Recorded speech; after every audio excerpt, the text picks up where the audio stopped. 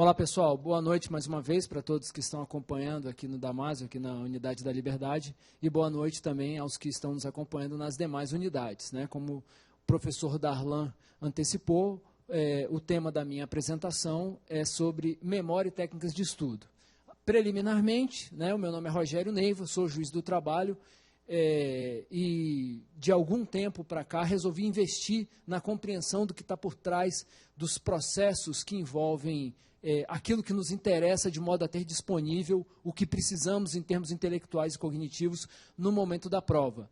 Ou seja, isso passa um pouco por que vamos conversar aqui hoje, memória e aprendizagem, processos cognitivos, enfim. Eu tenho, apenas a título de esclarecimento, eu tenho especialização lato sensu em psicopedagogia, tenho especialização lato sensu em neurociência da aprendizagem e estou cursando agora na Universidade de Brasília um mestrado na área da psicologia cognitiva e comportamental, de modo que, não obstante ter vivido intensamente esse processo de preparação para o concurso público e ter estudado como os senhores precisam estudar para lograrem êxito e ainda, obviamente, que como não só para exercer o meu encargo de professor, como também de juiz de trabalho, a todo momento tenho que continuar estudando, principalmente as matérias que mais me demandam, aí, processo do trabalho, direito constitucional, mas procurei, não obstante, viver na prática a realidade daquilo que os senhores devem viver, ou já estão vivendo.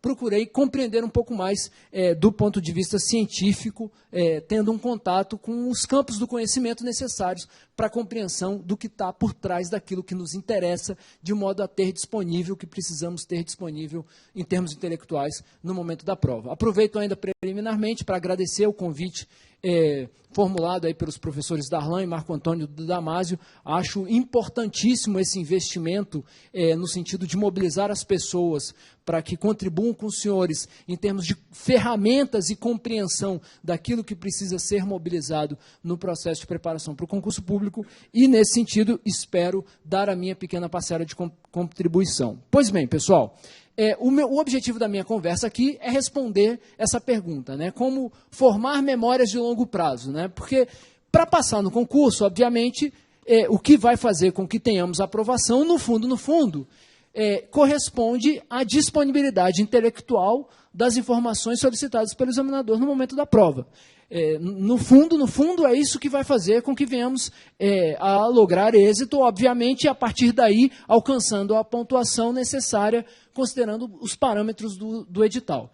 Então, o objetivo da minha conversa aqui é falar um pouco sobre o que está por trás disso, ou seja, como transformar aquelas informações com as quais temos contato ao longo do processo de preparação em memória de longo prazo, que seria aí o grande sonho de consumo do concurseiro em relação a tudo aquilo que temos contato ao longo do processo de preparação. Imagine se nós tivéssemos aí um mecanismo ou uma fórmula mágica para que aquele livro que está colocado à nossa frente e temos que estudar para que tenhamos disponíveis todas as possíveis e imagináveis perguntas formuladas pelo examinador no momento da prova, se nós conseguíssemos automaticamente transformar aquelas informações em memória de longo prazo, de modo a tê-las disponíveis no momento da prova. Naturalmente que essa mágica não existe, mas entendendo como é possível, o que está por trás desse processo, pensando numa perspectiva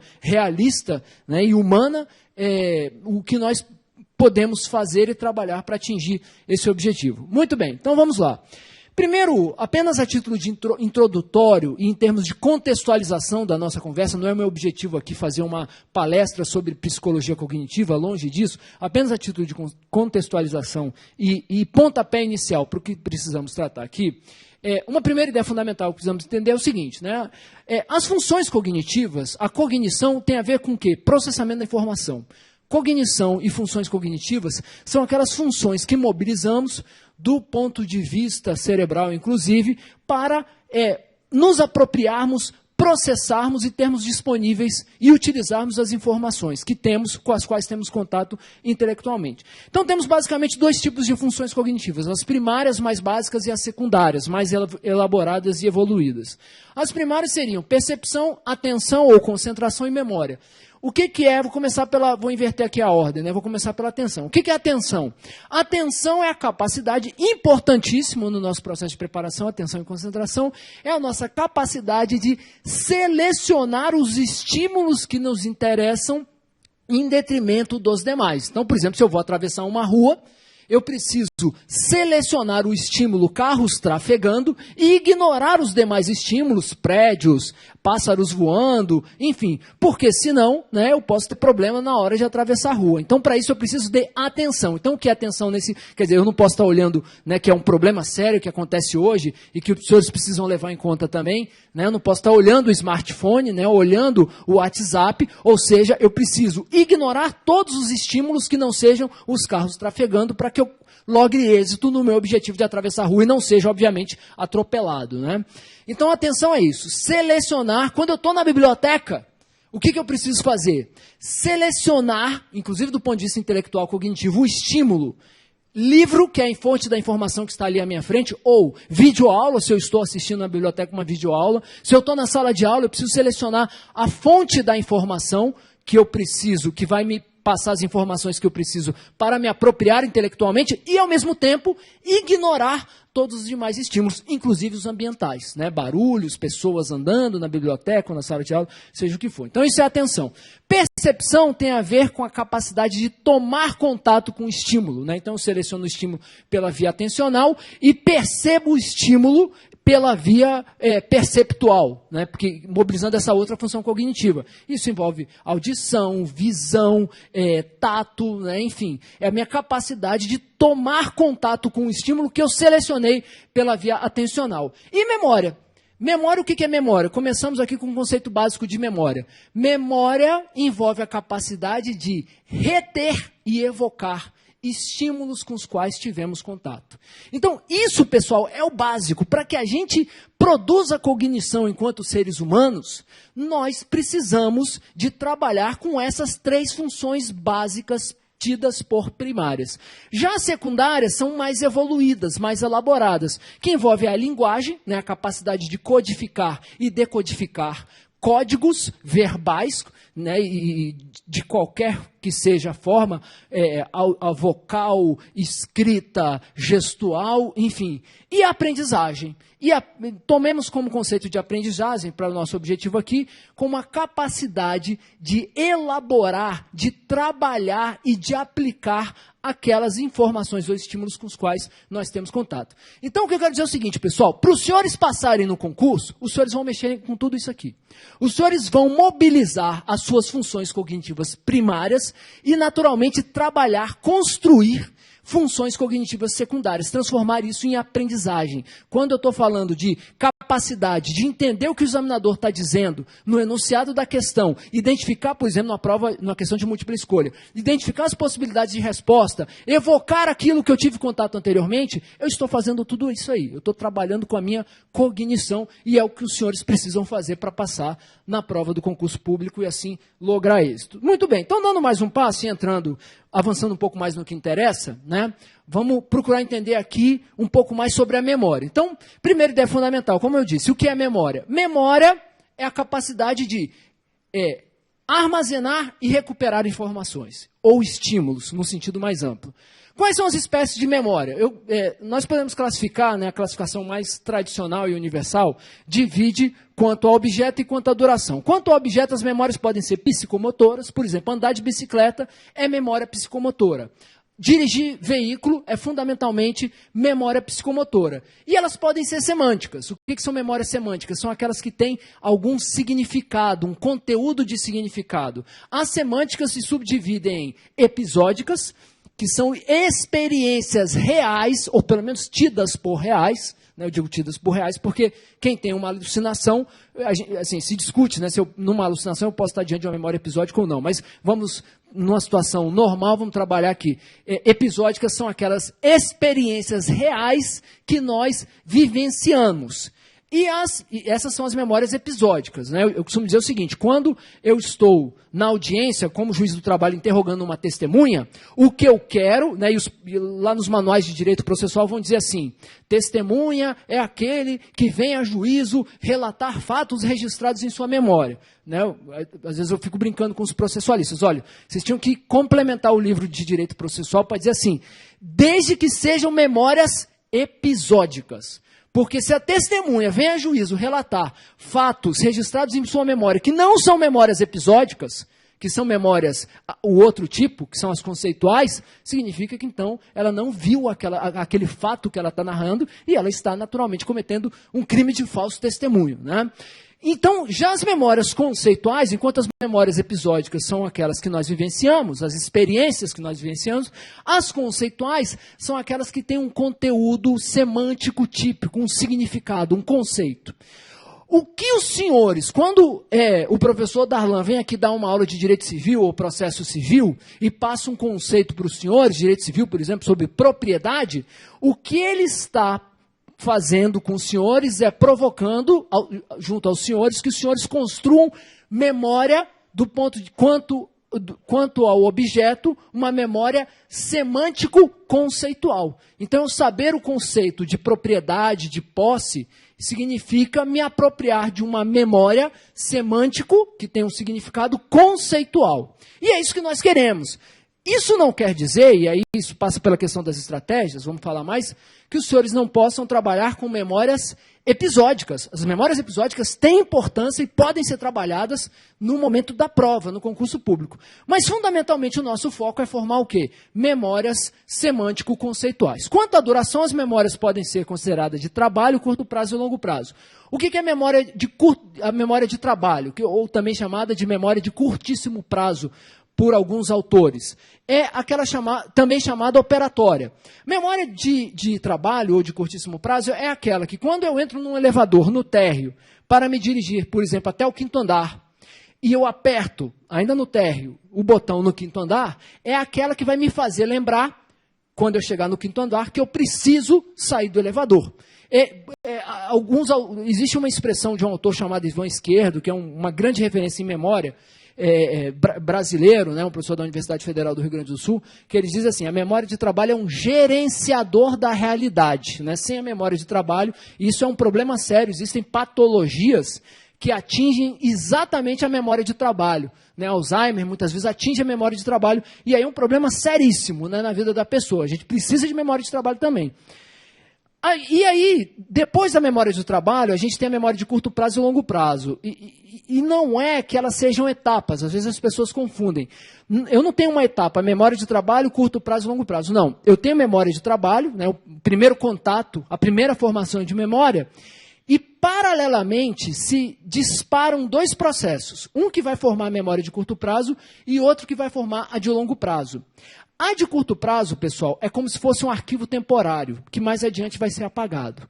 E a de longo prazo é aquela que se torna perene, que se consolida, que tem uma duração significativa. Então, dito tudo isso, pessoal, no fundo, reformulando a primeira pergunta da apresentação, qual é o objetivo de todo concurseiro, no fundo? Formar memórias quanto ao objeto semântico-conceituais, quanto à duração, longo prazo. Esse é o sonho de consumo de todo mundo, né? O que vai fazer os senhores passarem na prova, fundamentalmente, é isso. E a grande pergunta é: como é que faz, então, para fazer isso, né? Muito bem. Um primeiro conceito importante, já pensando no processo de formação de memórias, envolve a ideia das redes sinápticas e da força sináptica. Qual é essa ideia, pessoal? É o seguinte: sinapse, isso é um conceito, né, assim, todo mundo sabe isso, é um conceito praticamente de senso comum, né? Sinapse corresponde às interações entre as células do sistema nervoso, que são os neurônios, né? Então, sinapse é uma comunicação entre neurônio, né? Vem do latim synhapten, né, que seria junto seguro. Então, sinapse é a comunicação entre os neurônios que se dá por meio da atuação dos chamados neurotransmissores. O nosso estado de espírito, a nossa alegria, a nossa tristeza, é tudo fruto de processos sinápticos. E o que vai determinar, por exemplo, tomar antidepressivo significa interagir nesses processos sinápticos por meio da atuação de pela interferência no processo de fluxo de neurotransmissores. Porque um neurônio ele não está conectado no outro diretamente. Existe uma separação entre os dois, que é chamada fenda sináptica. E a comunicação entre um neurônio e outro vai se dar por meio da passagem desse tal líquido neurotransmissor, que é muito importante. Né? Assim, a vida, né, tem pessoas que costumam dizer o seguinte da neurociência: a vida é bioquímica. A nossa felicidade, a nossa tristeza, a nossa disposição, a nossa indisposição é fruto de interações bioquímicas, né? Para ser mais preciso, neurotransmissores. Então, eu tenho essa comunicação entre os neurônios. E o que é a memória? No fundo, pensando em termos neurocientíficos. A memória, pessoal, é um padrão de comunicação entre neurônios. Quando os senhores, quem não me conhecia e me viu aqui pela primeira vez, olha, esse cara aqui é o professor Rogério Neiva, que é juiz do trabalho, mas também estuda neurociência, psicopedagogia, psicologia cognitiva e tal. Se isso se transformou em memória, e naturalmente, ainda que de curto prazo, naturalmente terá se transformado, se você está aqui e não tem nenhuma psicopatologia, isso, na verdade, significa que dentro do seu cérebro foi desenvolvida uma comunicação entre neurônios que criou uma rede, uma forma de interação entre neurônios, criando essa rede sináptica. Se você amanhã me ver na rua e você se lembrar, você tiver a capacidade de evocar, esse é o professor Rogério que eu vi lá no Damásio, no workshop de concurso, então significa que você refez esse padrão de rede neural, de forma de comunicação entre neurônios e mobilização de neurotransmissores. Então, memória é isso, pessoal. Formar memória, no fundo, é construir padrões de comunicação entre neurônios. E aí, tem um outro que eu não vou entrar aqui, que não interessa para os senhores. A grande pergunta é, ok, professor, mas por que uma determinada informação ou estímulo vira memória de longo prazo e uma outra não vira? Por que o conceito lá que o professor Darlan, na primeira aula de Direito Civil, falou, virou memória de longo prazo, e o conceito que ele deu na segunda aula não virou memória de longo prazo? O que está por trás disso? O que está por trás disso é essa ideia de força sináptica. É porque, por algum motivo, e nós vamos conversar sobre esses motivos agora, por algum motivo, a intensidade em termos de mobilização neurosináptica envolvendo aquela informação, ou seja, quando eu tive o contato com aquela informação e se formou aquela rede de comunicação entre neurônios, aquela rede não teve uma força, e essa força tem a ver inclusive com quantidade de neurotransmissores mobilizados, não foi suficiente para transformar aquilo em memória de longo prazo. Aquilo virou arquivo temporário, memória de curto prazo, por conta dessa tal força sináptica. Isso, pessoal, é uma longuíssima história do ponto de vista em termos de quais neurotransmissores estão envolvidos, o que eles provocam, o que gera, enfim, é um fenômeno muito complexo que eu não vou entrar aqui. Mas o que eu quero dizer aos senhores é que essa história toda, né, que alguns neurocientistas quebram isso em 10 etapas, enfim, é que não houve força sináptica suficiente para transformar isso em memória de longo prazo. E a grande pergunta, então, que nos interessa é, ok, e como, então, eu posso fazer? Porque tem situações que você não precisa fazer. Eu vou dar um exemplo aqui, que eu vou falar agora dos fatores estratégicos. Um dos fatores estratégicos envolve a carga emocional. Se entrar aqui um professor de direito constitucional armado com uma arma, der um tiro para o teto e falar, agora eu vou falar sobre controle concentrado de constitucionalidade, e todo mundo vai aprender. E apontar a arma para os senhores, né, e perguntar qual é a diferença entre a DPF e a ADI, né?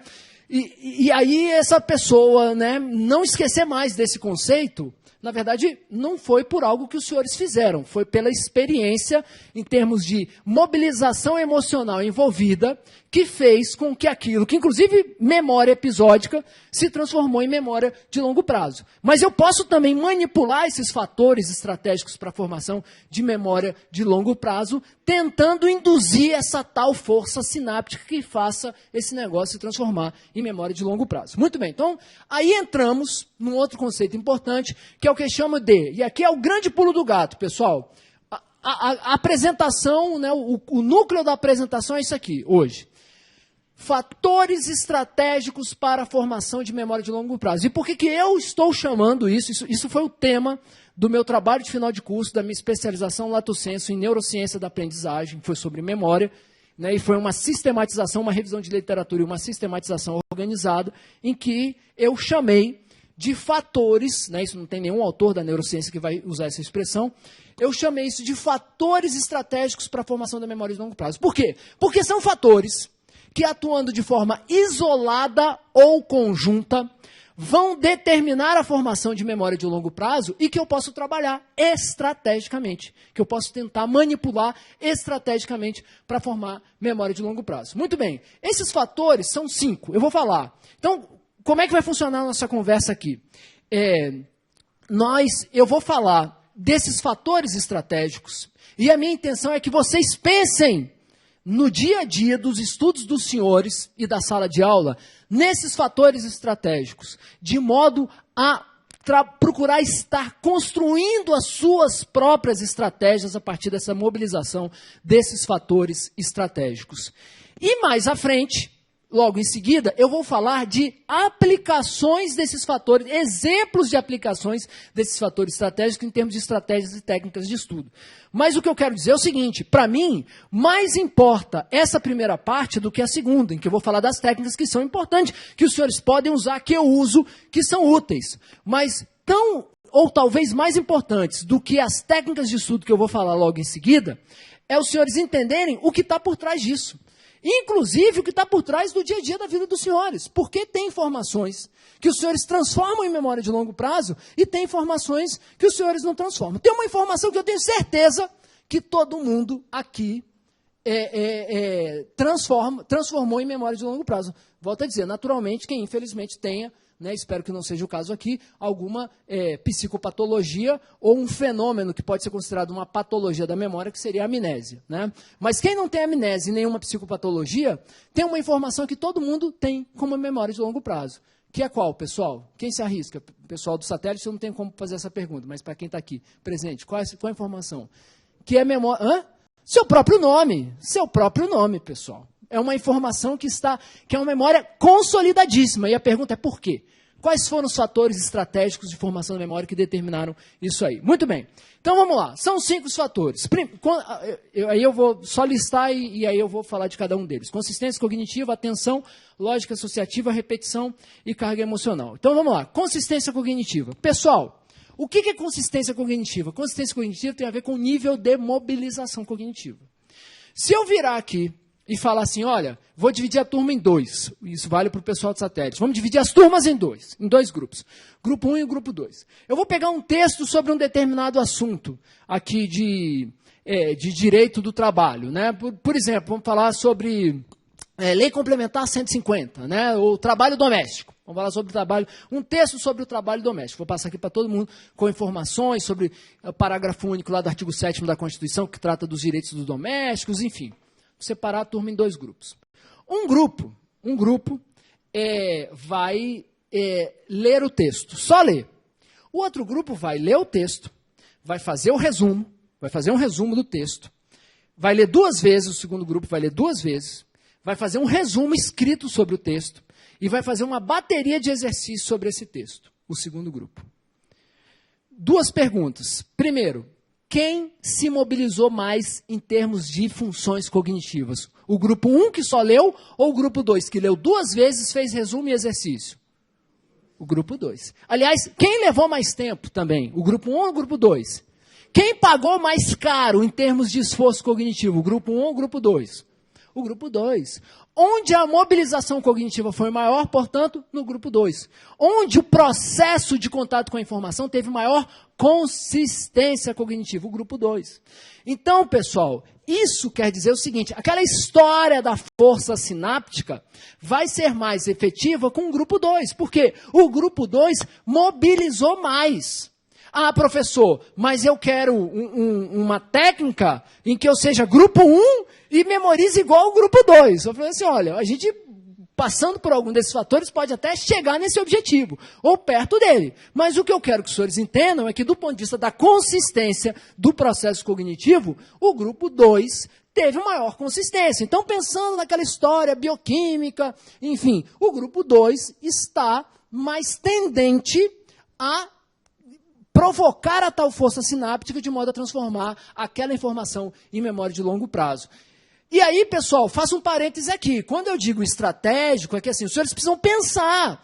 Não é que com tudo, com todas as informações que os senhores têm contato ao longo do processo de preparação, os senhores vão fazer igual ao grupo 2. Não é isso, pessoal. É que os senhores têm que saber estrategicamente aquilo que os senhores vão investir mais, né? Inclusive, o professor Darlan vai falar em seguida aí, né, sobre a questão de estratégia, né, de planejamento, enfim. Então, passa por isso, pessoal. Como eu vou investir, inclusive, o recurso tempo, de forma considerando o tipo, cada tipo de matéria e cada tipo de tema.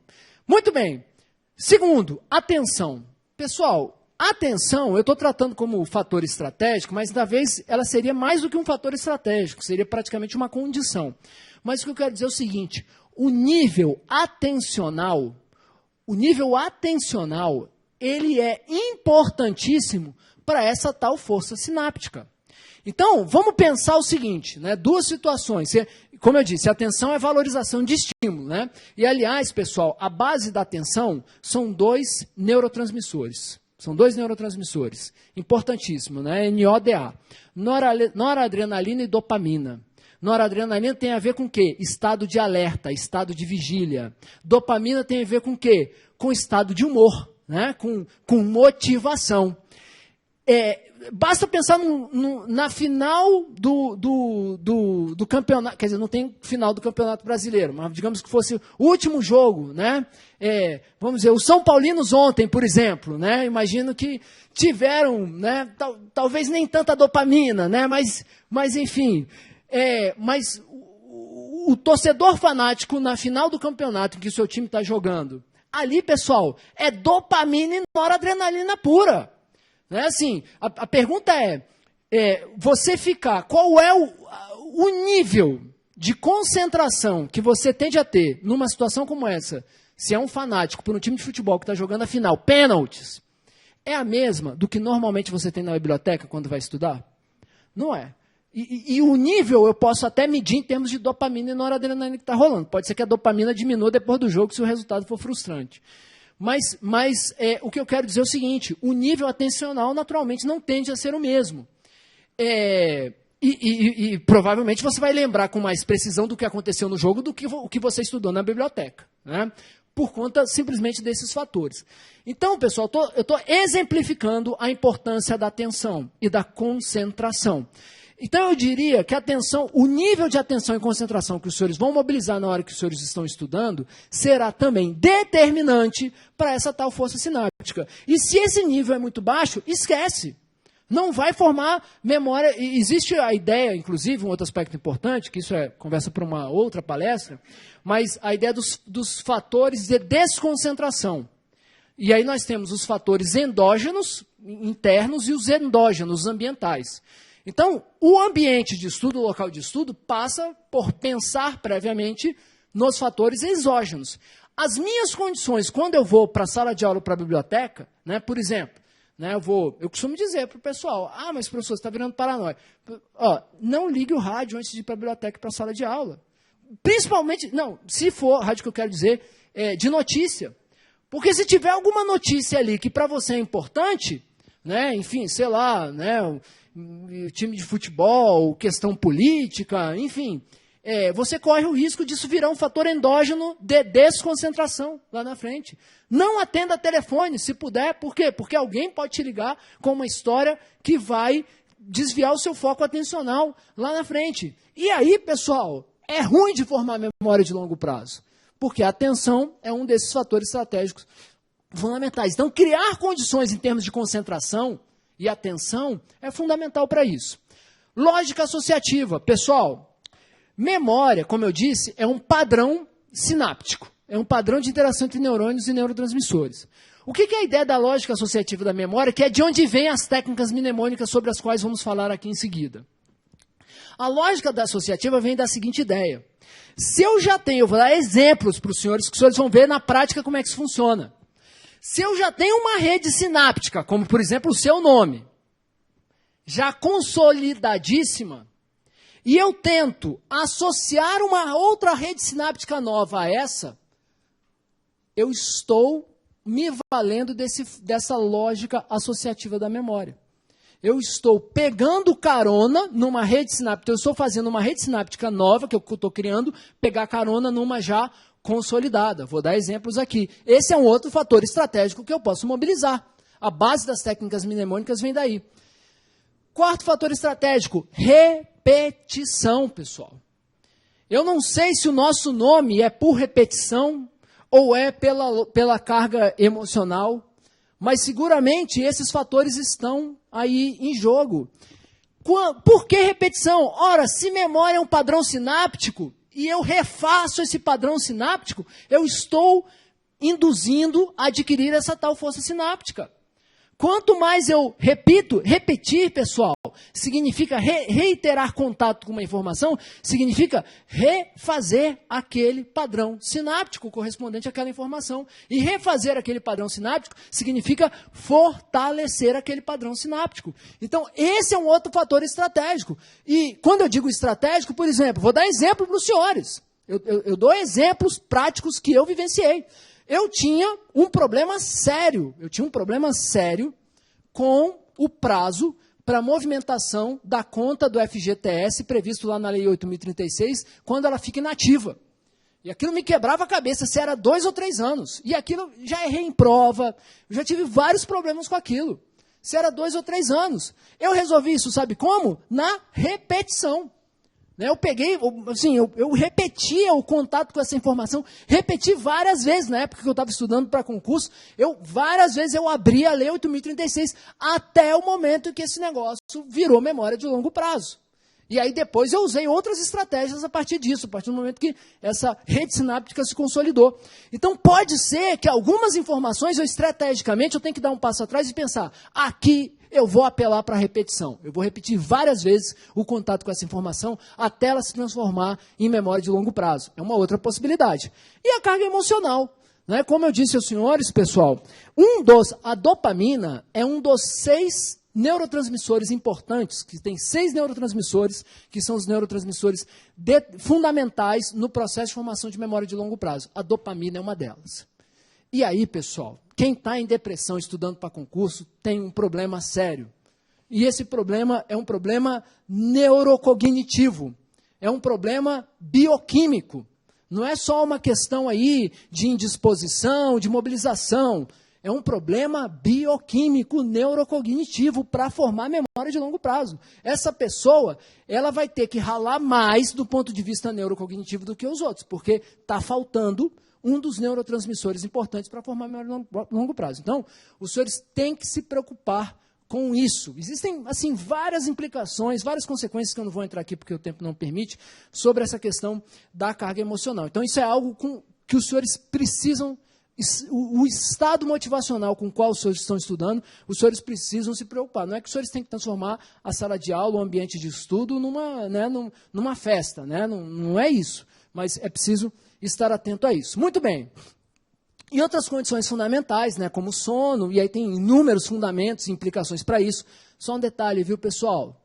Não é por nada não, mas das partes do cérebro mais importantes para a formação de memória a longo prazo se chama hipocampo. Né? Isso tem toda uma história na ciência, na neurociência, como se descobriu esse negócio do hipocampo, que é um órgão ele é hipocampo porque ele é meio que forma de cavalo marinho, que fica nessa região aqui do lobo temporal. E é o seguinte, pessoal, é o hipocampo e as memórias de longo prazo, elas se consolidam principalmente, sabe quando? No momento do sono, não é no momento da vigília, que o cérebro faz o descarte do que não interessa e consolida aquilo que interessa. Então, pessoal, dormir, sono é condição fundamental para transformar memória de longo prazo. Estresse, né, até porque excesso de noradrenalina vai comprometer, por outro lado, interferir no aspecto emocional, e atividade física, que tem a ver com dopamina também, enfim. Eu diria, são condições importantes que eu estou falando. Né? Muito bem. E aí, dando um passo... Então, assim, a minha primeira preocupação, né, é que os senhores compreendam, então, essa história dos fatores estratégicos e estejam se monitorando, se policiando até o momento. Né? Quando eu digo... o professor Darlan até falou aqui para mim, né? Olha, antes de terminar, você diz para o... Ele falou, olha só o problema, né? Ele falou para eu dar um recado para os alunos, né? Que eu já não lembro mais qual é o recado direito, se o professor Darlan estiver me ouvindo. Até porque, e aí tem um outro detalhe, né? A questão atencional. Eu estava mais preocupado, eu ia dizer assim para o professor Darlan, e não tive condição de dizer. Falar assim, olha, professor, se eu esquecer, o pessoal vai saber porque eu esqueci. Foi porque algum dos fatores estratégicos para a formação de memória, talvez a questão atencional aí, porque existiam outros estímulos que estavam me mobilizando, não foram devidamente mobilizados para que eu transformasse essa informação que você acabou de me dar. Quer dizer, ela virou uma memória de trabalho ou de curtíssimo prazo, né? Enfim, mas tem um recado que eu tenho que dar aí, né? Mas eu sei que eu tenho um recado que eu tenho que dar. Então, é importante... que tem um intervalo de 20 minutos, né? Beleza. Vocês ouviram na hora? Tá vendo? Aí, ó. Os seus estímulos não eram os mesmos, né? A mobilização atencional dos senhores, vocês não iam fazer a apresentação, não estavam preocupados com outras coisas, o horário para ir embora, enfim. Muito bem, fator atencional, pessoal. Provavelmente... do presencial, né? Muito bem. Então, o que eu quero dizer é o seguinte, se policiem, se observem, quando os senhores estiverem fazendo uma prova, envolvendo uma informação. Eu tenho um blog, eu vou deixar o contato no final, né? Ontem teve até a prova da OAB, né? E eu digo para o pessoal, eu tenho um texto no meu blog que se chama Diagnóstico da Reprovação, que tem lá a historinha de como eu fiz esse texto em cima de uma experiência real, na época da minha pós em neurociência, vivenciada por uma colega que é psicopedagoga clínica de consultório, que tinha um problema com uma paciente que tinha reprovado 8 vezes no exame da OAB. E ela já veio com um diagnóstico patológico, patologizando a menina. Eu falei, olha, eu acho que você precisa entender o processo, antes de vir com esse diagnóstico patológico. E aí, em cima disso, eu comecei a escrever esse texto, Diagnóstico da Reprovação. E aí, sugiro, né, que os senhores deem uma olhada, principalmente depois de fazer uma prova que não logram êxito. Mas o que eu quero dizer é o seguinte, uma das considerações que eu faço lá é que, assim, você precisa separar a questão que tem como tema de fundo, como informação objeto, uma informação que você teve contato e uma informação que você não teve contato. Porque... Desculpa, pessoal, mas se você não teve contato com a informação, talvez tenha uns caras aí, como o professor Darlan falou, que fazem milagre, né? Tipo, que traz mulher amada de volta, essas coisas para concurseiro. Talvez esses caras resolvam, mas assim, cientificamente falando, se vocês não tiveram contato com aquela informação, pessoal, é complicado de lembrar na hora da prova. Uma informação que eu não tive contato. Não virou memória, não tinha como virar memória, não teve contato com ela. Então, você precisa separar a informação que você teve contato da que não teve contato. Então, se há uma informação envolvendo uma questão que você entendeu o enunciado, você teve contato com a informação e não evocou na hora da prova, não conseguiu evocar, ou talvez só depois você se deu conta que tinha tido contato, a pergunta é, o que aconteceu ali? Qual foi o fator estratégico para a formação de memória que talvez tenha faltado? Será que foi o nível atencional quando eu tive contato com aquela informação? Será que eu deveria ter repetido algumas vezes aquilo? Será que foi a consistência cognitiva? O que será que foi? Será que eu podia ter usado uma técnica mnemônica envolvendo a lógica associativa? Então, assim, pensem nesses fatores estratégicos e se observem. E, acima de tudo, construam suas próprias estratégias. Vamos lá. Muito bem, entrando aqui na parte das técnicas, efetivamente, né, eu tenho 12 minutos para terminar, vai ser duro.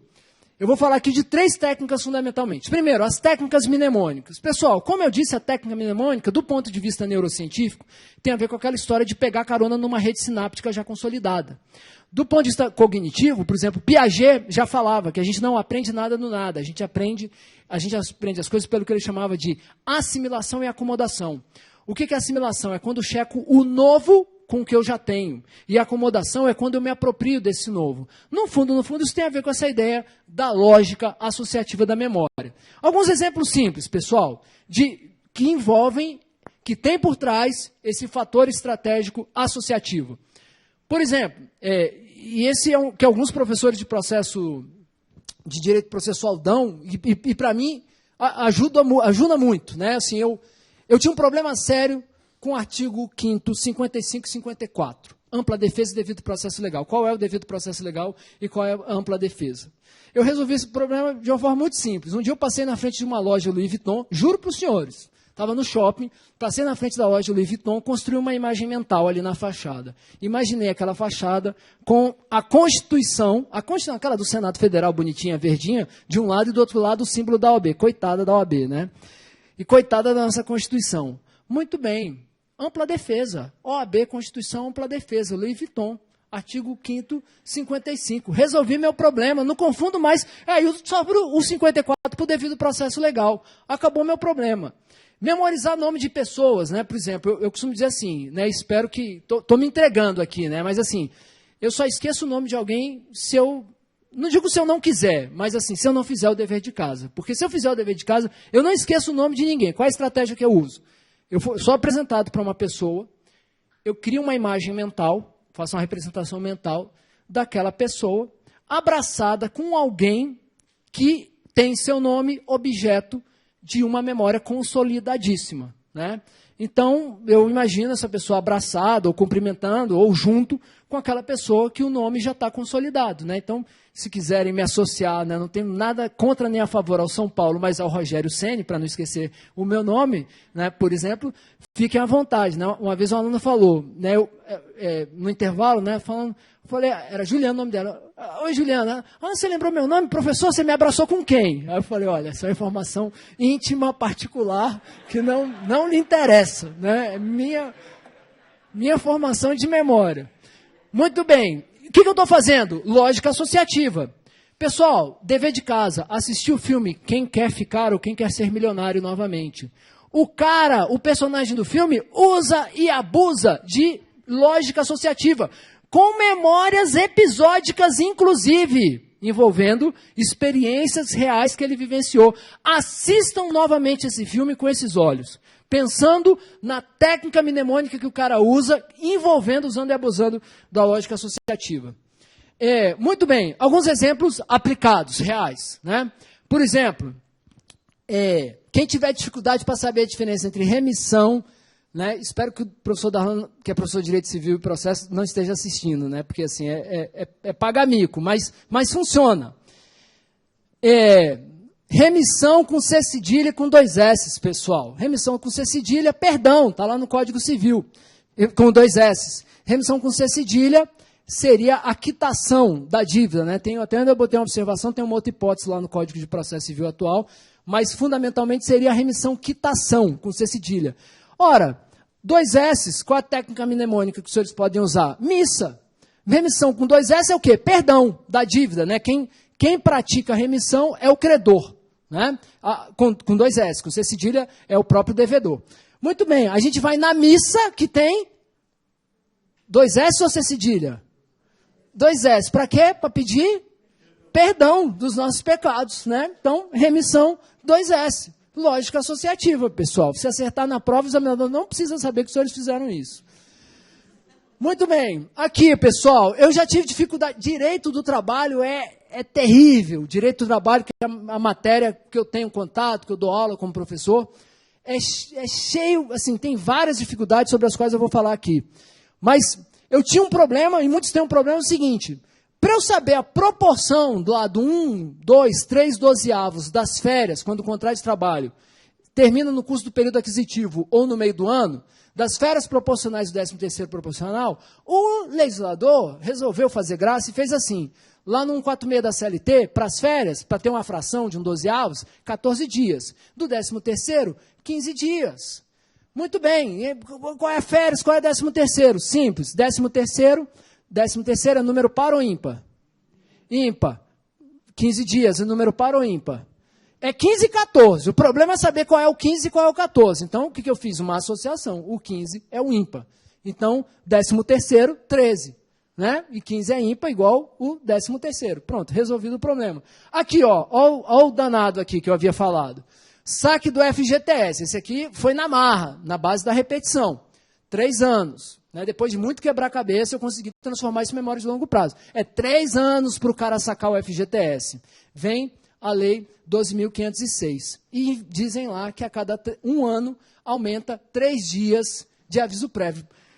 Mais um número, né? E agora, né? Simples. O que eu fiz? Associei aviso prévio. O que aviso prévio tem a ver com o FGTS? Muito pouco, né? Que, sim, tem a ver com a extinção do contrato de trabalho, enfim, mas a princípio são institutos que são diferentes.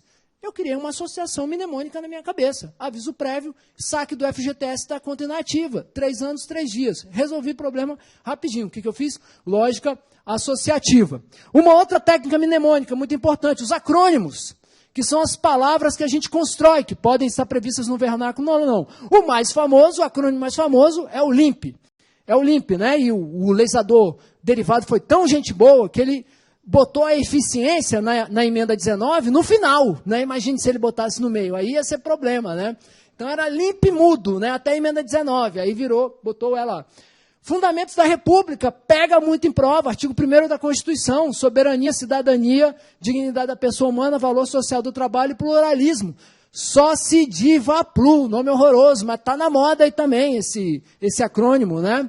Esse acrônimo que eu criei, o JAEP-CD, pessoal, artigo 8º da CLT, fontes de integração do direito do trabalho, é um problema, jurisprudência, analogia, equidade, princípios, costumes e direito comparado. Isso, principalmente comparativamente lá com o artigo 4º da Lei de Introdução ao Código Civil, o ACP, né? Analogia, costumes e princípios. Esse biscote, pessoal, que seria, né, lembra o biscoito, são as características do contrato de trabalho, que eu falo para os meus alunos, bilateralidade, sinalagmático, comutativo, oneroso e trato sucessivo. São acrônimos, né, que você pode se valer numa prova objetiva, principalmente, você, né, pode ter uma utilidade muito grande. Técnica da categorização. Pessoal, olha só, rapidinho. Aqui eu tenho 12 informações, né, 12 figuras. Tapete, tomada, telefone, tatu, tigela, tesoura, tomate, tênis, TV, tartaruga, trem, taturana. Pessoal, lembra disso? Para lembrar disso, não é fácil, né? Agora faz assim, ó. Quais são os... Está rápido também, eu sei por causa do tempo, mas só para dar o conceito.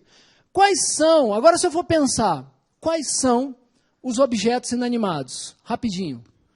Tesoura, trem, TV, telefone, tapete, tênis, reino animal, tartaruga, taturana, reino vegetal, tomate, né? Alguém falou tomate aí, eu acho que eu até falei dos inanimados, mas enfim. Ficou mais fácil, pessoal? Essa é a pergunta. Categorização. Artigo 22 da Constituição é um terror.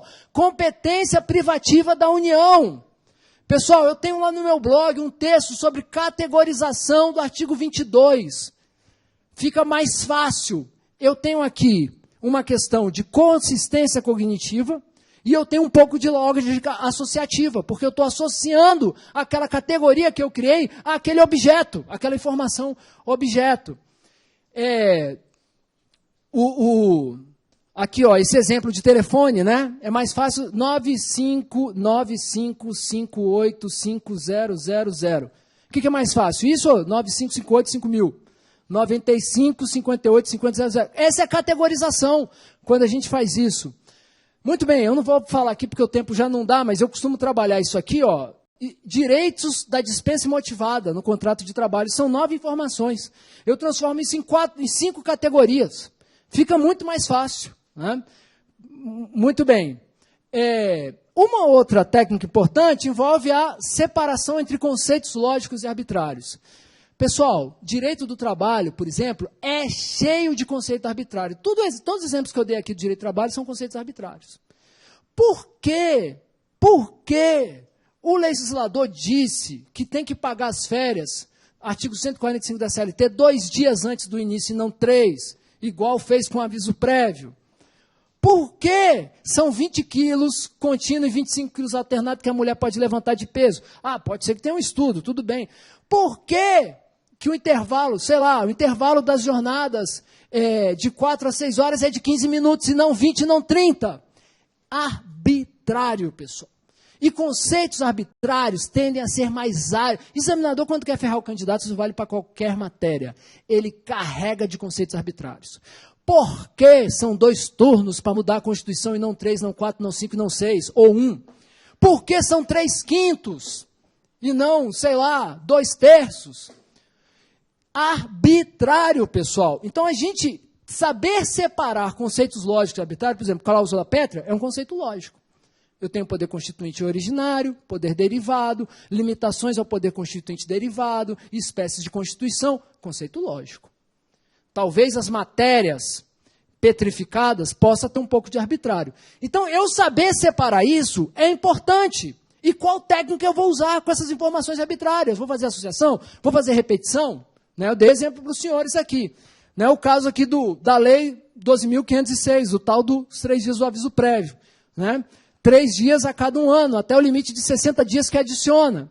Então, eu posso separar, tentar enxergar alguma lógica nesse conceito arbitrário. É um exemplo aqui, olha. Um outro exemplo, já para a gente ir terminando, que foi um exemplo que eu vivenciei. Veio a nova lei, lei 12.506. Aí tinha outro problema, aplicação da lei no tempo, súmula 441 do TST, que fala que ela vale para os contratos de trabalho extintos a partir do dia 13/10/2011. Pronto. Como é que faz? Eu preciso lembrar. Lei 12.506. 3 dias a cada 1 ano. Súmula 441 e o tal do dia 13/10/2011. Como é que eu fiz? Primeiro, o ano. 2012 eu sabia que foi o ano da revisão do TST que criou essa súmula. E por uma série de motivos pessoais, 2012 para mim foi marcante, enfim, a revisão do TST, um dia antes da revisão. Dia 13 de outubro, um dia depois do Dia das Crianças. O que é que tem a ver? Não interessa. Foi a estratégia que eu usei. E funcionou. 13 de outubro, um dia depois do Dia das Crianças, foi o negócio do aviso prévio. Súmula 441, repetição. Lei 12.506, repetição. Então, eu estou dando exemplo para os senhores de mobilização daqueles fatores estratégicos. E para a gente terminar agora efetivamente, eu vou ver se dá para disponibilizar para os senhores, mas esse foi um quadro que eu criei, até porque tinha saído há 2 anos atrás um texto da Associação Americana de Psicologia, das tais técnicas de estudos que eram mais importantes, e eu fiz uma associação entre as técnicas de estudo, envolvendo resumo, esquemas, mapas mentais, formulação de pergunta e sublinhar texto, e os chamados estilos de aprendizagem. Cada um tem um estilo de aprendizagem diferente. Então, até para pensar em consistência cognitiva, o que eu quero dizer é o seguinte: a técnica de estudo mais adequada ao seu estilo de aprendizagem tende a implicar em maior consistência. Então, há uma relação aí entre a consistência natural, a tendência de mobilização cognitiva e a afinidade com o seu estilo de aprendizagem. Né? Os estilos fundamentalmente são o teórico, pragmático, ativo e o reflexivo. Cada um tem um estilo de aprendizagem diferente. Se você pensar um pouco, você sabe qual é o estilo. Né? O teórico precisa teorizar, por exemplo, gosta de fazer resumos. O reflexivo, né, precisa estar refletindo muito sobre aquilo para consolidar a informação. O ativo precisa fazer alguma coisa com aquilo, mapas mentais. O pragmático aplicar exercícios, enfim. Cada um, né, vai ter a ver com um estilo diferente. Pessoal, como eu disse, né, e essa era uma última frase do Siddhartha Ribeiro, que é um neurocientista que hoje tem bombado aí no Brasil, um dos grandes nomes, um jovem professor de neurociência do Rio Grande do Norte, né, que faz esse romantismo aí da memória. Então, esse era o recado que eu queria dar. Pensem o que está por trás de quando os senhores transformam ou não transformam em memórias de longo prazo as informações que os senhores terão contato ao longo dessa caminhada. Aí estão os meus contatos, meu blog, perfil no Twitter, meu e-mail, né? E aí, pessoal, enfim, espero que isso seja útil aos senhores. Se alguém, não vou ter condição de atender nem o pessoal que está aqui, mas depois pode mandar um e-mail, entrar em contato. E eu espero que essa iniciativa do Damásio contribua para que os senhores efetivamente alcancem o objetivo dos senhores e desejo que construam memórias semântico-conceituais de longo prazo em relação a todas as informações que os senhores venham ter contato ao longo dessa caminhada. Beleza? Pessoal, então é isso. Eu termino por aqui.